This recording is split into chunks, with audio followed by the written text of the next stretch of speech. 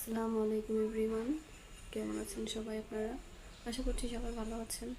কিন্তু আমি আজকে ভালো নাই, ভয়েস শুনে হয়তো বুঝতে পারতেছেন। কারণ অনেক বেশি ঠান্ডা লাগছে, সর্দি কাশি, হয়তো সিজন চেঞ্জের জন্য হচ্ছে। তো জ্বরও আছে সাথে, একেবারেই নাজেহাল অবস্থা। তো এই অবস্থার ভিতরেও আমি আবার একটুখানি কাজ করব। কারণ আমার খালা শাশুড়ি সে আমাকে একটা টেবিল ক্লথ দিয়েছিল, বলছিল এটাই ডিজাইন করে দিতে, সে হাতের কাজ করবে। কিন্তু এই কাজ সেই কাজ করে আর কি করা হয় না।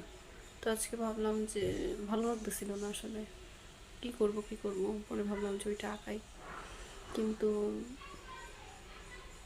সত্যি বলতে মুড নাই, তবুও আঁকাইতে হবে। যাক, সে অনেকদিন ধরে দিয়ে রাখছে। আর দ্বিতীয়ত আমি প্রফেশনালি আসলে আর্ট করি, আমার পেজ আছে আর্ট অ্যান্ড ক্রাফটসের, আমি ডিসক্রিপশনে নাম দিয়ে দিব, আপনারা চাইলে ঘুরে আসতে পারেন।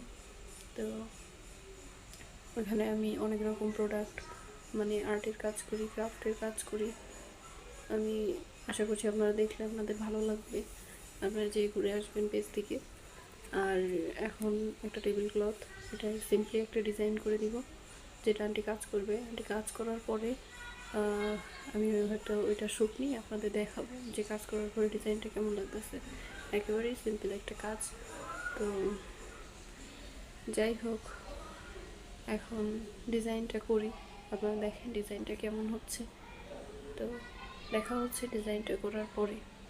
আমার ডিজাইনটা করা কমপ্লিট হয়ে গেছে। অনেক জায়গায় অনেক ভুল হয়েছে, কারণ আমি সম্পূর্ণটা আন্দাজে করছি, কোনো মাপ নেই নাই, কোথাও কোনো মাপ নেই নাই। যতটুকু চোখের আন্দাজে মনে হয়েছে যে এইটুকু দরকার ততটুকু করছি। এই যে মাঝখানে যেই মান্ডালা ডিজাইনটা করছি, ওইটাও একটু জায়গায় জায়গায় একটু লাইন মিস্টেক হয়েছে। ওইটা হাতের কাজ করার পরে আসলে কভার হয়ে যাবে, দেখা যাবে না, সমস্যা নাই। ভালোই লাগবে মনে হচ্ছে করার পরে। আপনারাও বলবেন যে এটা কাজ করার পরে কেমন লাগবে। অবশ্যই কাজ করা হয়ে গেলে আমি আপনাদের দেখাবো।